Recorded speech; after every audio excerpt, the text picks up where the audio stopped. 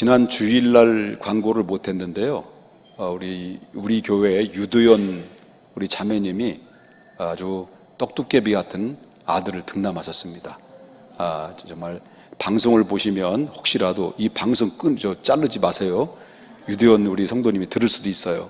그래서 진심으로 축하를 드리고 그리고 앞으로도 하나만 더 나시고 더 이렇게 행복한 삶을 가정을 꾸리시길 바랍니다.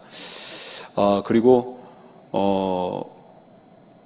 다시 한번 멋쩍으니까 다시 한번 인사합시다. 하여튼 사랑합니다, 축복합니다, 인사합시다. 여러분 자녀들을 보면 자녀들을 잘 키우고 싶죠. 그다음에 여러분들은 자녀들이 잘 되기를 원하죠. 잘 되고 잘 성공하고 잘 살고 공부도 잘 되고 하나님의 보호하심 속에서 성공적인 그런 우리 자녀들, 우리 아들, 딸들이 되기를 바라는 것은 부모님의 마음은 누구나 다 가지고 있는 마음입니다. 부모가 자식이 더럽게 재수 없어서 세상 말로 지 팔자대로 더럽게 삶을 살기를 원하는 사람은 어디 있겠냐는 거죠. 그렇기 때문에 부모라고 한다면 자식들이 다 잘 되고 복되기를 원하는 것이라고 볼 수 있다라고 하는 거죠. 그렇기 때문에 오늘 시대 속에서는 가장 중요해서 옛날에는 이 가족의 중요성이 가지고 있기 때문에 자녀들을 많이 낳았어요. 그래서 자녀들을 많이 낳기 때문에 자녀들을 많이 낳으면 위계 질서가 정확하게 장남으로부터 아니면 큰딸로부터 위계 질서 딱 잡아가지고 부모가 별로 신경을 쓰지 않아도 돼요. 그런데 요즘 한둘을 낳다 보니까 부모가 일일이 다 신경을 쓰다 보니까 거기에 안쓰럽고 불쌍하고 가련하고 안쓰럽고 불쌍하고 가련하고 다 똑같은 얘기예요. 가련하니까 그러니까 부모님은 그 아이들이 정말 애들이 스스로 잘 자기가 시행착오를 겪기도 하고 또 나름대로 또 고난도 아픔도 쓰러지기도 하고 넘어지기도 하고 그러면서 자기가 자생 능력을 키워야 되는데 요즘 자녀들이 해야 될 일들을 부모가 전부 다 해주기 때문에 숙제도 부모가 전부 다 해줍니다. 그러니까 이 아이들이 어디에 딱 걸리냐면 대학교 들어갈 때까지만 해도 잘 살아요. 그런데 어디에 인생에 있어서 그의 인생에 가장 딱 중요한 위기에 봉착을 하냐면 군대 가서 이제는 누군가 나를 도와주는 사람이 없어요. 자기 스스로 해야 돼요. 위계 질서와 계급사이기 때문에 상하관계가 분명하기 때문에 명령에 따라서 움직이기 때문에 상당히 거기에는 적응하기 어려워요. 그런데 옛날에는 군 생활을 할 때 무지하게 맞았어요. 맞는 것부터 시작해서 맞는 거로 끝났으니까 하루 일과 속에서. 그런데 요즘의 아이들은 맞는 것조차도 불가능해요. 때리지도 않는데 너무 힘든 거예요. 그러니까 애들이 자살률이 어마무시하게 많아요. 우리 교회 한 청년이 트라우마가 있어요. 의료계에서 군 생활을 했는데 트라우마가 있는 거예요. 그 군 생활에서 자살한 친구들이 사고로 와가지고 이 아이들을 시체를 봐야 되고 이런 아이들을 만져야 되니까 굉장히 스트레스를 엄청나게 받은 거예요, 이 친구가. 그러니까 그 이유가 뭐냐라고 그럴 때 한마디로 단적으로 탁 말한다고 한다면 부모의 책임들이 많다. 애들이 너무 부모님 자기들이 어렸을 때부터 성장 과정 속에서 자기가 해야 될 일과 부모가 해야 될 일이 분명히 따로 있는데 자녀들이 해야 될 일을 부모가 다 해주다 보니까 결국 어떻습니까? 자기 스스로 일어서거나 자기 스스로 문제를 해결할 능력이 없는 거예요. 그러다가 결국 어떻습니까? 문제 탁 만나고 어려운 문제 만나면 견디지 못하는 거예요. 견디지 못하면 뭐예요? 우울감이 와요. 우울감이 오면 어떻게 돼요? 결국 약물을 의지해야 돼요. 그것조차도 힘들면 뭐예요? 결국 가는 거예요. 이런 사례들이 사회적인 구조 현상에서 지금 이루어지고 있다는 것을 보게 된다라고 하는 것인데 거기에는 바로 뭐냐면 교육의 방법이 잘못됐기 때문에 그렇다라고 하는 것입니다. 그런데 지난주에 말씀드렸습니다만은 한나의 가정을 보십자. 한나의 가정은 실질적으로 볼 때는 상당히 열악한 가운데죠. 물론 그 가정은 엘가나가 돈을 많이 벌어서 재산가에 있었는지는 모르겠습니다만은 그러나 가정의 형편으로 보게 되면 그 한나의 그 가정에는 완전히 엉망진창의 가정이었죠.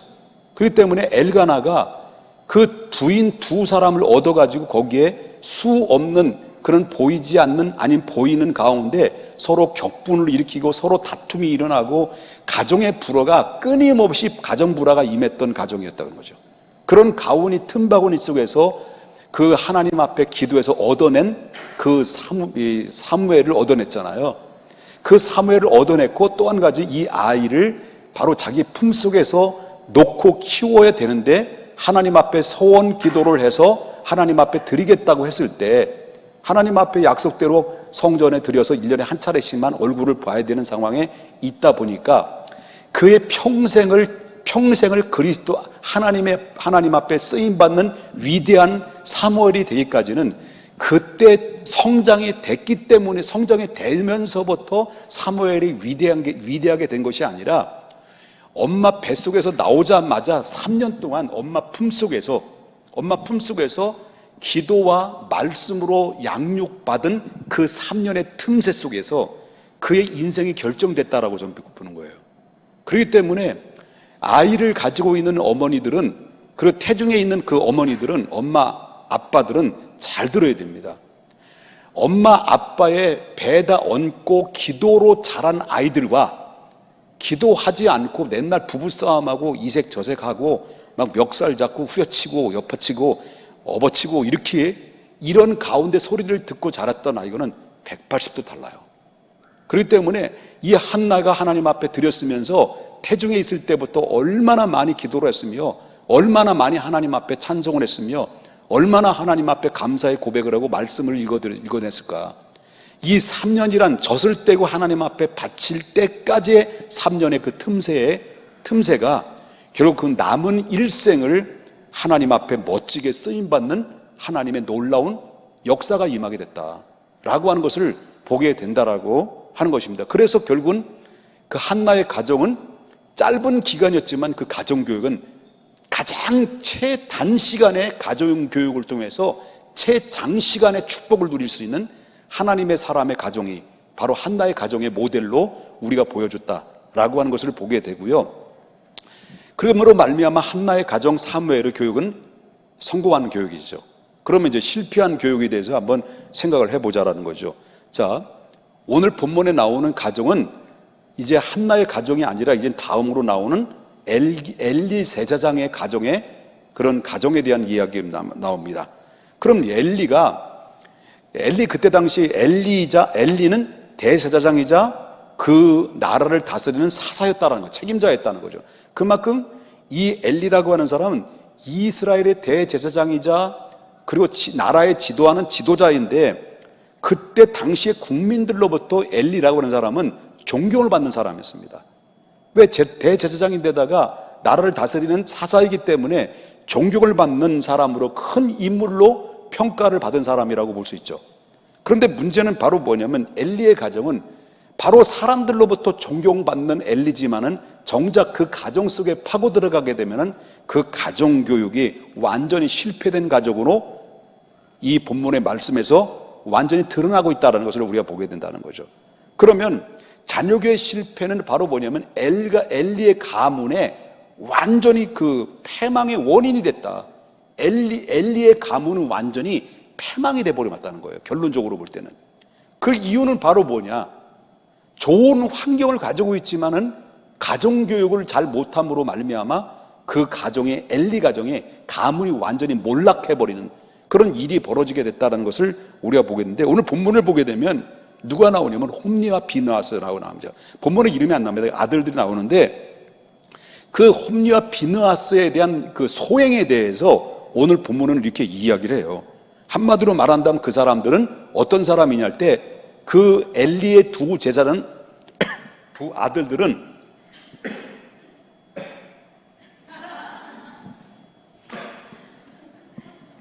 엘리의 두 아들들은 불량자라고 했어요. 불량자예요. 그러니까 자 보십시다. 2장 12절 보겠습니다. 2장 12절. 자, 엘리의 아들들은 행실이 뭐라 했어요? 나빠서 누굴 모른다는 거예요? 여호와를. 이 사람들이 하는 일이 뭐예요? 여호와의 제사를 드리는 일이에요. 다시 말한다면 제사장이란 말이에요. 가장 제사장인데 여호와를 알지 못하다니. 이게 뭔 일이야, 이게 뭔 일이야. 예를 든다면 이거죠. 목사야. 목사인데 하나님을 모르는 거예요. 이 말이 됩니까? 말 좀 해봐요. 이게 말이 돼? 목사가 하나님을 몰라요. 하나님이 어떤 분인지. 근데 목사예요. 똑같은 거예요. 제사장들인데 하나님의 업무를 감당하는 제사장들인데 하나님을 모른다는 거예요. 신기하죠? 여기 불량자, 한마디 불량자라는 건데, 불량자라는 말은 바로 뭐냐면 무익하고 가치가 없는 자가 됐다는 거예요. 누구 앞에? 하나님 앞에. 이게 문제라는 거죠. 그들은 하나님 앞에서도, 물론 사람 앞에서도, 이거는 무슨 말이냐면 아무 쓸데기 없는 민폐만 끼치는 존재가 됐다. 그런 의미가 된다는. 그 원인이 뭐냐 할 때 거슬러 올라가면 누구의 책임이냐? 부모의 책임이다. 그걸 얘기하고 있다는 거죠. 그럼 왜 그들은 무익한 자가 됐는지 구체적으로 한번 들어가 보자는 거죠. 이 사람들이 아까도 말했지만 명색이 뭐예요? 아버지가 대제사장이니까 아들도 자동적으로 뭐가 되는 거예요? 제사장이 되는 거잖아요. 제사장이에요. 그런데 제사장인 제사장인데 뭐만 제사장일까요? 무늬만 제사장이라는 거예요. 무늬만. 제사장의 사명이 뭐예요? 그들이 해야 될 일이 뭐예요? 그들이 해야 할 일은 하나님의 성전을 거룩하게 만드는 거예요. 그리고 하나님을 거룩한 제사로 이 모든 백성들과 함께 제사를 거룩한 제사로 집례를 해야 될 책임과 사명을 가지고 있는 것이 제사장이 해야 될 일이에요. 그렇지만 그들은 뭐예요? 제사장의 특권을 가지고 아주 그 특권을 교모하게 이용한 거예요.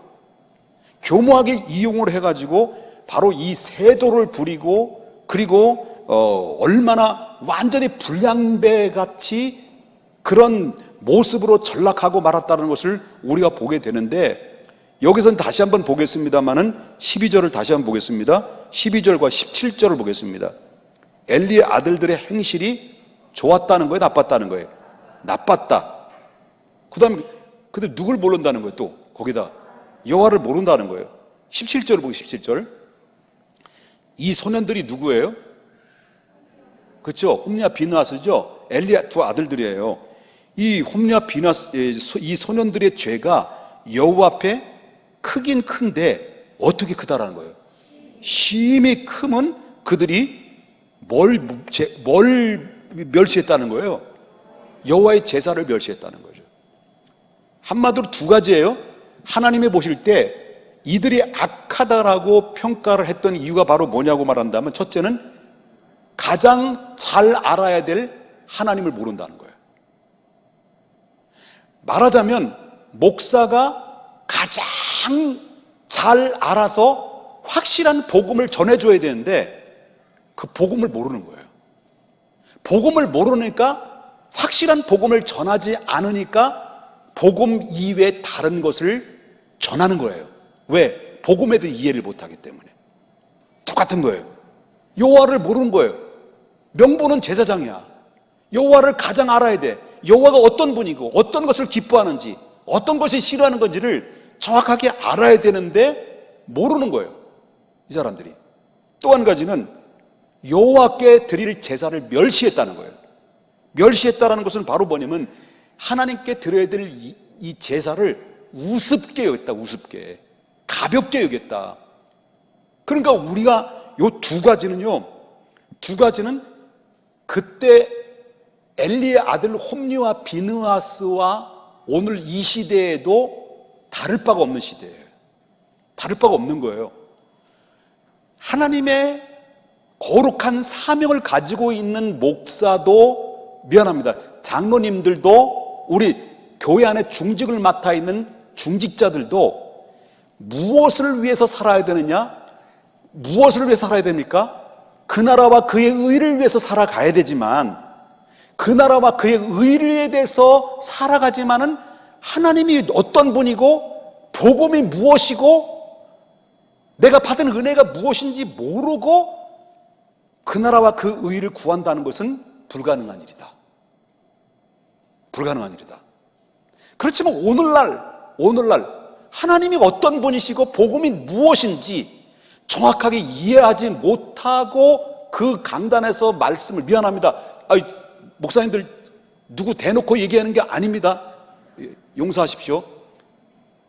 정확하게 알지 못하다 보니까 복음 이외의 다른 비본질, 비진리를 전하다 보니까 교회 성도들이 병이 드는 거예요. 그 성도들도 모르는 거죠. 하나님이 누군지 모르고 복음에도 모르고 복음의 자유함과 기쁨이 모르는 거예요. 그러다 보니까 뭐예요? 뭘로 바뀌어져요? 종교인으로 바뀌어지는, 질질질질 종교인으로 바뀌어지는 거죠. 그래서 여러분, 복음의 자유를 얻고 사랑하는 사람, 은혜의 삶을 살아가는 사람들 얼굴 보면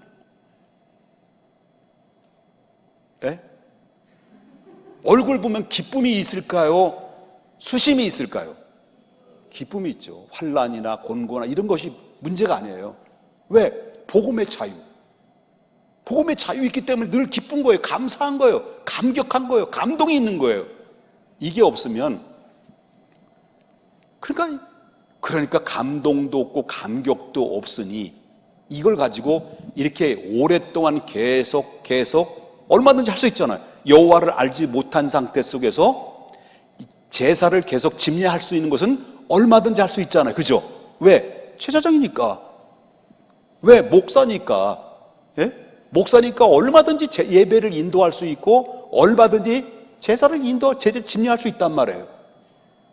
그런데 이게 계속 굳어버리면 어떻게 될까요? 영적인 매너리즘에 빠져요. 무기력해져요. 일어설 수 없는 조차도 일어서지 못해요. 이렇게 되면 어떻게 돼요? 그때부터 뭐냐면 쭉쭉쭉쭉쭉쭉쭉쭉 타락의 길로 추락해버리는 거죠. 이게 바로 처음부터 그런 사람들이 타락되는 게 아니에요. 처음부터 타락되는 게 아니란 말이에요. 처음에 다 뜨거웠어. 처음에 사명 가지고 부름받아 나서님은 했단 말이에요. 그런데 이게 오랜 세월 동안 정확하게 하나님이 누군지도 모르고 누군지도 모르니까 하나님이 우습고 하나님 우습게 여기니까 예배를 인도하는 것도 우습게 얘기하는 거고 진실이 담아있지 않고 진심이 담아있지 않고 그냥 습관과 직업적으로. 그래서 이걸 가지고 뭘 말하는 거예요? 똑같이 삭슨 교회에서 봤는데 사명을 잃어버리고 하나님을 모르고 사명을 잃어버린 상태에서 삭스를 받는 것을 삭군이라고 하는 이유가 바로 그거예요. 그럼 김 목사님은 나도 삭군이에요. 왜? 삭스를 받으니까. 여러분, 그뿐만 아니에요. 근데 지금 금방 얘기한 거 괜히 얘기한 것 같아요. 후회가 돼 지금. 그게 아닌데 내가 이상하네. 자, 그뿐만 아니에요. 엘리의 두 아들들은 여호와를 알지 못하고 하나님께 제사 드린 것을 멸시했다는 거예요. 우리가 예배를 가볍게 여기서 안 돼요. 예배는 정말 가볍게 여기서는 안 됩니다. 우리가 코로나의 발생으로 인해서 교회를 예배 드리는 수를 줄이면 예배 수를 줄이면 교인 수가 줄어요. 반드시 줄게 돼 있어요. 그럼에도 불구하고 예배 수를 더 늘리는 거야. 이럴 때 어려울 때일수록 예배 드리기 불편할 때로 담임 목사와 교육자들은 힘들어도 고달퍼도 예배 수를 늘리는 거예요. 그래야 교인들이 흔들림 없이 믿음으로 든든히 서죠. 그렇기 때문에 예배를 소홀히 여기나 가볍게 여기는 것은 이건 죄예요. 죄. 큰 죄라는 것을 잊어서는 안 된다라고 하는 거죠. 그뿐만 아닙니다. 22절 보겠습니다. 22절. 엘리도 어쩔 수 없어요. 옛날에 존경받고 까랑까랑했던 엘리가 나이 먹으니까 어떻다는 거예요. 자, 22절입니까? 엘리가 매우 늙었더니 그의 아들들이 온 이스라엘에게 행한 모든 일과 회막문에서 수종드는 여인들과 어떻게 했다는 거예요? 동침했다는 거예요. 어디에서? 하나님의 성전의 한 몫의 한 장소인 회막문에서 제사를 도와주는 여자들과 한마디로 말한다면 동침을 했다? 이거예요. 다시 말한다면 이들은 뭐예요? 이 여자들은 뭐예요? 수종드는 거예요. 회막문에 수종드는 거예요. 회막문에 수종든다는 것은 오늘날로 현대말로 바꾼다면 비서예요. 비서. 여비서.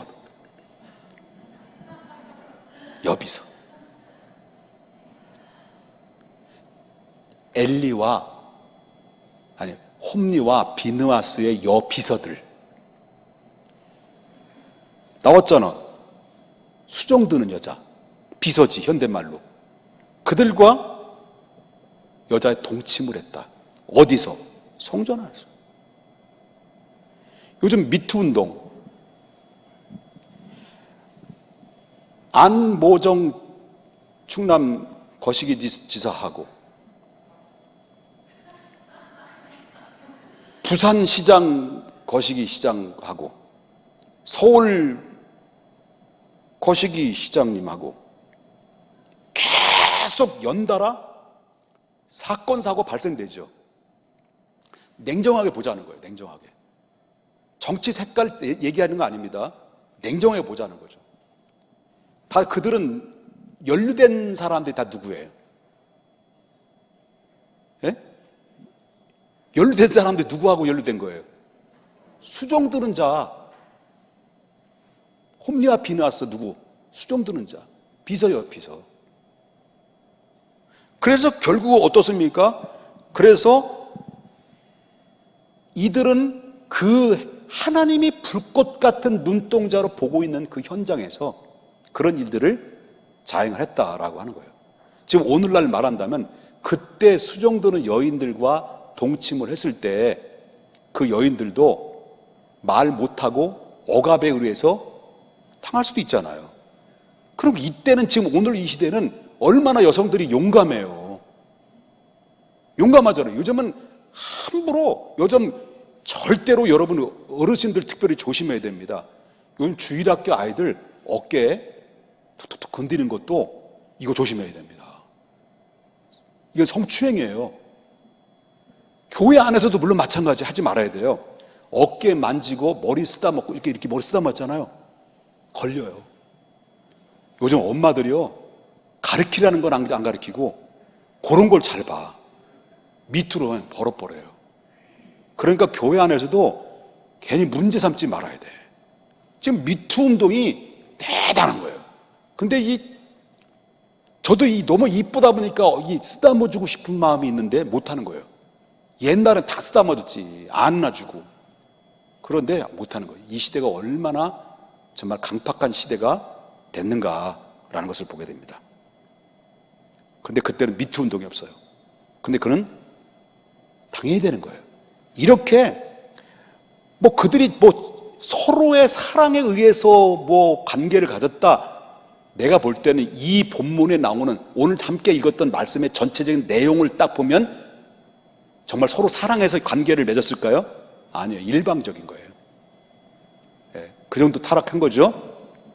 그렇다면 대제사장이자 또한 그들의 아버지 엘리 제사장은 이런 문제가 터질 때까지 엘리 제사장은 도대체 뭐 했냐는 거예요. 그렇게 되는 거죠. 그죠? 뭐 했냐? 그동안 엘리의 아들 홈리와 비느하스가 이 악행의 폐역에 대해서 여러 사람들의 입에서 엘리 제사장에게 들려왔을까 안 들려왔을까요? 들려오죠. 설교를 듣는 거예요? 안 듣는 것 같아. 되게 이상하게. 듣는 거예요, 설교? 그 엘리의 귀에 두 아들놈들이 무슨 짓을 하고 있는지를 여호와도 모르고 제사들도 우습게 여기고 그리고 하나님 앞에 불량배고 여자들과 동침하고 이렇게 엄청난 악행을 저지르는 것을 엘리의 귀에 들려왔을 거 아니야. 들려왔을 때 그때 엘리의 두 아들들에게 교육 방법이 뭐냐 그걸 보는 거예요. 교육 방법이 뭐냐. 자, 보십시다. 23절부터 25절 봐요. 이제 아버지가 그들에게 얘기하는 거예요. 그들에게 이르되 너희가 어찌하여 이런 일을 하느냐. 내가 너희에게 악행을 이 모든 백성에게 듣노라. 이거예요. 다시 말한다면 얘들아, 좀 그러지 마. 야, 나 지금 너희들이 행하는 일들에 대해서 백성들이 내게 뭐라고 막 그러는데 너희들 정말 백성들이 다 들으니까 그러지 마. 제발 그러지 마. 이랬다는 거예요. 잘한 거예요? 못한 거예요? 설교 듣는 거예요? 24절 봅니다. 24절. 내 아들아, 내 아들들아, 그래 하지 마. 아이, 그러지 마. 이랬다는 거예요. 내 이놈! 이렇게 불호령이 나야 되는데 애새끼들이 무서운 거야. 하는 짓이. 그러니까 애들아 그러지 마. 그러지 마. 너희 소문을 듣는데 모든 사람 백성들에 들리는 소문이 별로 좋지 않아. 이거 기분이 안 좋은 거야. 그러면 안 돼. 못 써? 하나님이 아시잖아. 사람이 죄를 지면 어디 용서를 받을 수 있을지 모르지만 하나님 앞에 죄를 지면 용서를 어떻게 받냐. 그러지 마. 알았지? 경고야. 뗐지? 이랬다는 거예요. 할아버지가. 그러니까 25절 보겠습니다. 마지막에 그들이 자기 아버지의 말을 들었다는 거예요. 알아들었다는 거예요. 듣지 않았다는 거예요. 내 이놈! 나 성질 부르는 거 아닙니다. 이렇게 해도 들을까 안 들을까? 안 들어요. 왜? 이미 끝났어. 내 이놈! 해도 끝난 거예요. 왜? 교육은 언제? 3살 때. 여기에 결정되는 거예요. 이제 막 했는데 그들이 아버지의 말을 알기를 드문드문 여긴 거예요. 듣지 않은 거예요. 그래서 하나님이 다 보시고 있다가 이는 25절 이는 여호와께서 그들을 어떻게 하기로 죽이기로 정하셨다는 거예요. 여기서 아버지 엘리의 말이 물어보겠습니다. 힘이 있어요? 힘이 없어요? 말빨이 있어요? 말에 힘이 없어요? 힘이 없어요. 힘이 없는 거예요. 원론적으로 이야기를 한다고 한다면 점잖게 이 아이들을 타이르는 거예요. 점잖게. 인심 좋은 아버지가 싸가지 없는 놈들한테 그러지 마. 인심 좋게 그냥 관대하게 받더라고 하는 거예요. 그럴 때 당연히 아들들이 아버지의 말을 심각하게 여기지 않았죠. 여전히 악행을 저질렀다는 거예요. 얼마 후에 하나님이 누굴 보냈을까요? 소리를 질렀더니 목이 칼칼하네요. 하나님이 사람의 선지자를 보내요. 누구에게? 엘리에게. 그리고 나서 엘리에게 제사장이 자녀 교육이 얼마나 잘못된 것인가? 그리고 그 결과가 무엇인지를 분명히 알려줘요. 자녀 교육이 얼마나 잘못된가를. 자, 29절 보겠습니다. 자, 고개를 숙이세요. 그리고 29절을 보세요. 자, 너희는 어찌하여 이건 누가 얘기하는 거예요? 하나님이 보낸 선지자가 엘리에게 얘기하는 거예요. 너희에게 어째 내가 내 처소에서 명령한 내 제물과 예물을 밟았다는 거예요. 묵사발을 만들어놨다는 거예요. 누가? 아들들이. 내 아들들을 나보다 더 중히 여겨 내 백성 이스라엘이 드리는 가장 좋은 것으로 너희가 살찌우느냐. 이렇게 하나님이 사자를 보내서 경고의 말씀과 분명히 잘못된 것을 알려줘요. 뭐냐면 여기서 볼 때 엘리의 가정의 실패가 뭐냐면 가장 중요한 것은 엘리의 대제사장에 있어서는 그 아들들이 제사장이라고 한다면 가장 교육을 시켜야 될 중요한 교육이 바로 신앙교육이죠. 신앙교육이에요. 그러다 보니까 엘리의 문제는 가장 중요한 이 신앙교육을 시키지 아니하고 맹목적인 사랑만 준 거예요. 맹목적인 사랑, 그게 교육이 아니죠. 오히려 그 아이를 더 망치게 만들어요. 이 사실 어렸을 때부터 엘리 아들들은 유복한 가정에서 자랐던 거죠. 부족한 게 없이 자랐어요. 그러니까 신앙교육의 심령 속에 그들을 파고 들어갈 만한 여유가 없었던 거예요. 그런데 결국은 뭐예요? 하나님이 그의 아들들을 죽이기로 아예 결정을 내버렸어요. 결론적인 얘기입니다. 결론적으로 어떻게 됐습니까? 전쟁이 일어났어. 전쟁이 일어나가지고 그 아들들은 전부 다 죽임을 당했고, 엘리는 그 말에 충격받아서 나이가 많고 살이 쪄가지고요. 그 충격에서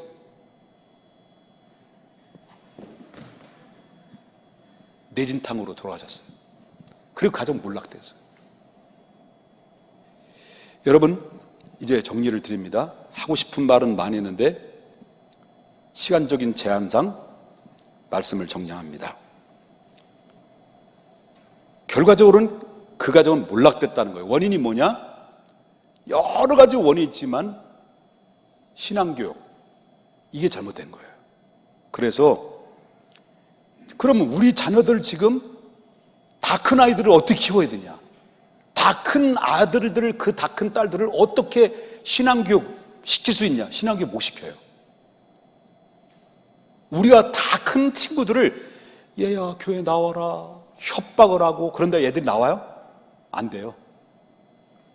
방법은 뭐야? 우리는 다 이미 능력 밖이야. 내 힘으로는 할 수 없어요. 다 크고 장성된 자녀들을 어떻게 그들 신앙으로 교육시킬 수 있습니까? 못해요. 불가능해요. 할 수 있는 것은 바로 뭐냐면 나는 못해. 근데 하나님이 하시는 거예요. 지금 불가능해도 그러면 우리가 하나님의 도움을 구하는 방법이 뭘까? 하나님 앞에 자녀를 위해서 우는 거예요. 우는 거. 그리고 기도하는 거예요. 기도하고 울며 기도하고 그 자녀들이 내가 못다한 신앙교육을 회개하고 하나님 못다한 내 신앙교육을 하지 못한 것을 용서해 주시옵소서. 그러나 하나님 나는 할 수 없지만 하나님 내 자녀들을 지켜주시고 다시 주님 앞에 돌아오게 해주십시오. 계속 기도하면 그때부터 누가 내가 할 수 없는 것을 누가 그들을 교육시켜 줍니까?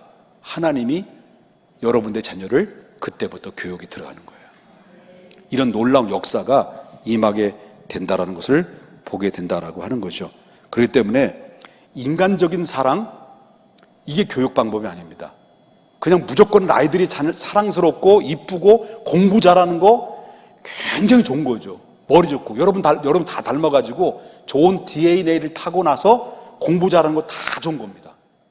다 위대한 겁니다. 그런데 그게 전부가 아닙니다. 공부 잘하는 것보다도 더 중요한 것은 내 토양이 신앙으로 이 아이들이 토양으로 잡혀져 있느냐, 이게 굉장히 중요하다는 것을 기억해야 되고요. 이제 그 모든 모습에 실패했다면 엘리는 그거를 깨닫지 못하고 그냥 죽어버렸어요.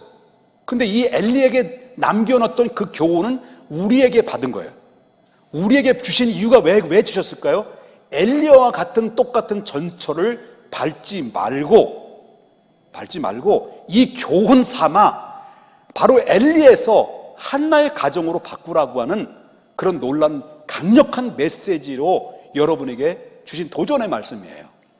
그렇기 때문에 이 말씀을 기억하면서 여러분 하나님 앞에 이제부터 내가 할 수 있는 유일한 길은, 또 할 수 있는 방법은 하나님 앞에 기도해서 하나님이 우리 아이들을, 우리 자녀들을 책임져 주십시오.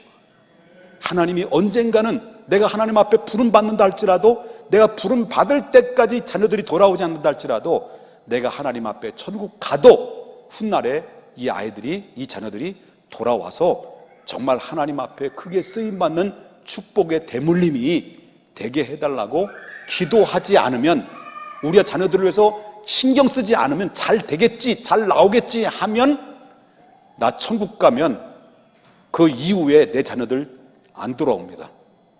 그럴 수도 있습니다. 그렇기 때문에 기도로 쌓아 놓으시라.